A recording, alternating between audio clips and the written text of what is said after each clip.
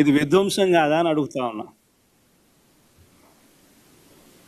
భావితరాలకు మంచి చేసే మెడికల్ కాలేజీల సీట్లు మ్యాక్సిమం ఎన్ని వస్తాయో మన రాష్ట్రానికి తెచ్చుకుని ఎంతమందిని డాక్టర్లను చేయగలిగితే ఎంతమంది డాక్టర్లను చేయాలని తాపత్రయపడకుండా వాళ్ళు సీట్లు ఇస్తాము, దేశం మొత్తం మీద 75,000 సీట్లు ఇస్తాము 5 ఏళ్లలో, ఈ సంవత్సరం 10,000 సీట్లు ఇస్తామని చెప్తా ఉంటే మా రాష్ట్రానికి సీట్లు అవసరం లేదు అని చెప్పి లేఖ రాస్తా ఉంటే ఇది ఇంతకన్నా విధ్వంసం ఏదైనా ఉంటుందా అని అడుగుతాం.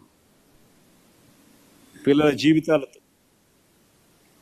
9 నెలలు చంద్రబాబు గారి ప్రభుత్వం చేసిన విధ్వంసాలు నిజంగా అన్నీ కావు. నేను చదువుతా ఒకసారి. ఈ 9 నెలల్లో చంద్రబాబు నాయుడు గారు ఎన్నెన్ని విధ్వంసాలు చేశారో ఒకసారి మీరందరికీ కూడా ఆలోచన చేయమని కోరుతా ఉన్నా. పిల్లల్ని బడులకు పంపేలా తల్లులను మోటివేట్ చేస్తూ తీసుకువచ్చిన అమ్మఒడి పథకం ఆపేశారు. ఇది విధ్వంసం కాదా? స్కూళ్ళల్లో నాడు నేడు పనులు నిలిపేశారు. ఇది విధ్వంసం కాదా? ఇంగ్లీష్ మీడియంను, సిబిఎస్ఈని, అక్కడి నుంచి ఐబీ దాకా ప్రయాణాన్ని, 3వ తరగతి నుంచి టోఫుల్ క్లాసులను తీసేశారు. పిల్లలను ప్రపంచ స్థాయి విద్యకు దూరం చేశారు. మరి ఇది విధ్వంసం కాదా? 8వ తరగతి పిల్లలకు 8వ తరగతికి వచ్చేసరికి ప్రతి సంవత్సరం ట్యాబులు ఇచ్చే పరిస్థితి నుంచి ప్రోత్సహించాల్సింది పోయి ఆ ట్యాబుల పంపిణీ కార్యక్రమం ఆపేశారు. ఇది విధ్వంసం కాదా? సబ్జెక్ట్ టీచర్ల కాన్సెప్ట్కు గ్రహణం పట్టించారు. ఇది విధ్వంసం కాదా? పిల్లలకు గొప్పగా చదివించేట్టుగా చేయాలి, వాళ్ళు చదివితేనే పేదరికం నుంచి బయటపడతారు అనే సంగతి తెలిసి పిల్లలను చదువులకు ప్రోత్సహించే విధంగా కాకుండా వసతి దీవెన పథకం పూర్తిగా రద్దు చేసి విద్యా దీవెన పథకం అరకొరగా దులిపిస్తూ పిల్లల చదువులతోనూ వాళ్ళ జీవితాలతోనూ చెలగాటమాడడం విధ్వంసం కాదా? చంద్రబాబు నాయుడు గారు ఇవ్వాల్సిన పథకాలు ఇవ్వకపోగా ఉన్న పథకాలను ఎత్తేసాడు. ఇది ప్రజల జీవితాలతో చెలగాటం కాదా? ఇది విధ్వంసం కాదా? ఆరోగ్యశ్రీ ఊపిరి తీసేశారు. ఆరోగ్య ఆసరా కనపడకుండా చేశాడు. ఈరోజు పేదవాడు ఆంధ్ర రాష్ట్రంలో ఏదైనా అప్పుల పాలు కాకుండా వైద్యం చేయించుకునే లేని పరిస్థితిలోకి చంద్రబాబు నాయుడు గారు తీసుకొచ్చాడు. ఇది విధ్వంసం కాదా? రైతు భరోసా నిలిపివేసి రైతులతో ఆడుకోవడం విధ్వంసం కాదా? 0 వడ్డీ తీసేయడం విధ్వంసం కాదా? ఉచిత క్రాప్ ఇన్సూరెన్స్ పథకం రద్దు చేయడం విధ్వంసం కాదా?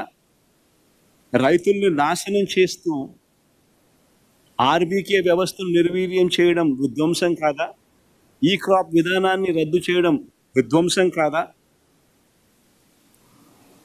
అక్క చెల్లెమ్మలు సైతం చేయూత, ఈబీసీ నేస్తం, కాపు నేస్తం, 0 వడ్డీ, అమూల్ ఇటువంటి పథకాలతో చెయ్యి పట్టుకుని నడిపిస్తా ఉన్న పరిస్థితి నుంచి, ఆసరా ఇటువంటి పథకాలతో చెయ్యి పట్టుకుని నడిపిస్తా ఉన్న పరిస్థితుల నుంచి ఆ పథకాలన్నింటినీ రద్దు చేయడం అక్క చెల్లెమ్మల జీవితాలలో విధ్వంసం కాదా?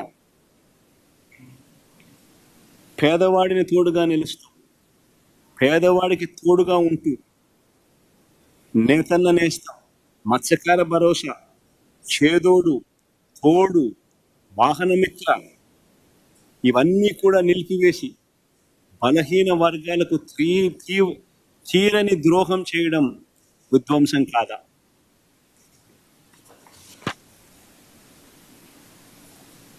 ఉద్యోగం ఒక్కటి కూడా ఇవ్వకపోగా ఉన్న ఉద్యోగాలను ఊడగొట్టడం, వాలంటీర్లను సైతం వాళ్ళ జీవితాలతో ఆడుకోవడం, గవర్నమెంట్ ఎంప్లాయీస్ని సైతం వాడుకుని వదిలిపెట్టడం విధ్వంసం కాదా? రాష్ట్రానికి సంబంధించిన వనరులు రాకుండా చేయడం, రాష్ట్రం ఆదాయం పెంచకుండా తన సొంత జోబీలోకి వచ్చే ఆదాయాన్ని పెంచుకునే కార్యక్రమం చేస్తూ ఇసుక, మద్యం, అదే మాదిరిగా శాండు, ఇసుక, మద్యం, క్వాడ్స్, సిలికా ఇవన్నీ దోచేయడం విధ్వంసం కాదా? అధికారంలోకి రాగానే ప్రశ్నించే స్వరం ఉండకూడదు అని ఎవడు ప్రశ్నించినా కూడా రెడ్ బుక్ రాజ్యాంగంతో రాజ్యాంగం చేయడం, గవర్నెన్స్ చేయడం విధ్వంసం కాదా? అన్నిటికన్నా విధ్వంసం మోకరీ ఆఫ్ డెమోక్రసీ ఏంటంటే మన కళ్ళ ముందర కనిపిస్తాం. నేను తిరుపతి ఇన్సిడెంట్ చూస్తే కనిపిస్తుంది మోకరీ ఆఫ్ డెమోక్రసీ. తిరుపతిలో చంద్రబాబు నాయుడు గారికి వైఎస్ఆర్సీపీ పార్టీకి ఎన్ని సీట్లు వచ్చినాయని చెప్పి చూస్తే 49 స్థానాలు తిరుపతిలో ఉంటే వైఎస్ఆర్సీపీకి అందులో 48 స్థానాలు వచ్చాయి.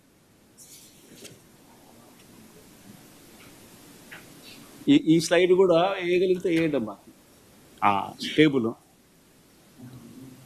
48 స్థానాలు ఉంటే తిరుపతి మున్సిపాలిటీలో వైఎస్ఆర్సీపీకి ప్రజలు ఓట్లు వేసినప్పుడు ప్రజలు ఇచ్చిన స్థానాలు ఎన్ని అని అంటే 48 స్థానాలు. టీడీపీకి ప్రజలు ఇచ్చిన స్థానాలు ఎన్ని అని అంటే 1 స్థానం. ఇది ఎన్నికలు అయిపోయిన తర్వాత 3 సంవత్సరాల తర్వాత జరిగిన ఎన్నికలు. ప్రజలు 49 స్థానాలు తిరుపతిలో ఉంటే 48 స్థానాలు వైసీపీకి ఇస్తే టీడీపీకి 1 స్థానం ఇస్తే వీళ్ళు చేసింది ఏంది? Reelection for vice president post జరిగితే వైఎస్ఆర్సీపీ కార్పొరేటర్లను కిడ్నాప్ చేసి బెదిరించి ప్రలోభాలు పెట్టి చివరికి వాళ్ళు పోలీసులను వాడుకొని పోలీసుల సమక్షంలోనే కిడ్నాప్ చేసి వైసీపీకి సంబంధించిన కార్పొరేటర్లు ప్రయాణిస్తున్న బస్సును ఆపి పోలీసుల సమక్షంలోనే వాళ్ళని కిడ్నాప్ చేసి ఓటు హక్కు ఉన్న ఎమ్మెల్సీని సైతం కిడ్నాప్ చేసి చివరికి వాళ్ళు వైస్ ప్రెసిడెంట్ కింద గెలుచుకున్నట్టుగా డిక్లేర్ చేసుకున్నారు. 49 స్థానాల్లో 1 స్థానం నీకు వచ్చి 48 స్థానాలు వైసీపీకి వస్తే అసలు నీకు ఆ బై ఎలక్షన్లో నీకు జరిగిన ఈ ఎన్నుకునే ఎన్నికల్లో వైస్ ప్రెసిడెంట్గా నువ్వు ఎలా నీకు సంఖ్యాబలం లేనప్పుడు నువ్వు ఏ రకంగా ఎన్నుకోబడతావు? Mockery of democracy. ఏలూరు కార్పొరేషన్లో 50 ఉంటే 47 ప్రజలు వైఎస్ఆర్సీపీ తరపున వాళ్ళ వైఎస్ఆర్సీపీ బీఫామ్ మీద గెలిచిన స్థానాలు. ఇది తెలుగుదేశం పార్టీ బీఫామ్ మీద తెలుగుదేశం పార్టీకి ఓట్లు వేసిన ప్రజలు ఇచ్చిన స్థానాలు. ఏలూరు కార్పొరేషన్ 50 ఉంటే 47 వైసీపీ, టీడీపీకి 3. నెల్లూరు కార్పొరేషన్లో వైఎస్ఆర్సీపీకి 54 ఉంటే 54 టీడీపీకి 0. హిందూపురం మున్సిపాలిటీ సిగ్గుండాల మన చంద్రబాబు నాయుడు బాగుమడదు అక్కడ. దాన్ని ఏదో గొప్పగా సాధించినట్టుగా చూపిస్తున్నారు. 38 స్థానాలకు ప్రజలు 29 స్థానాలు వైసీపీకి ఓటు వేసి కార్పొరేటర్లుగా ఎన్నుకుంటే తెలుగుదేశం పార్టీకి వచ్చింది 6. కానీ ఈరోజు వాళ్ళు చైర్మన్గా వాళ్ళ మనిషిని ఎన్నుకున్నారని చెప్పి డిక్లేర్ చేసుకుంటా ఉన్నారు. పాలకొండ నగర పంచాయతీ 20 ఉంటే 17 వైసీపీకి, టీడీపీకి 3. ఆడ ఎన్నిక జరగదు.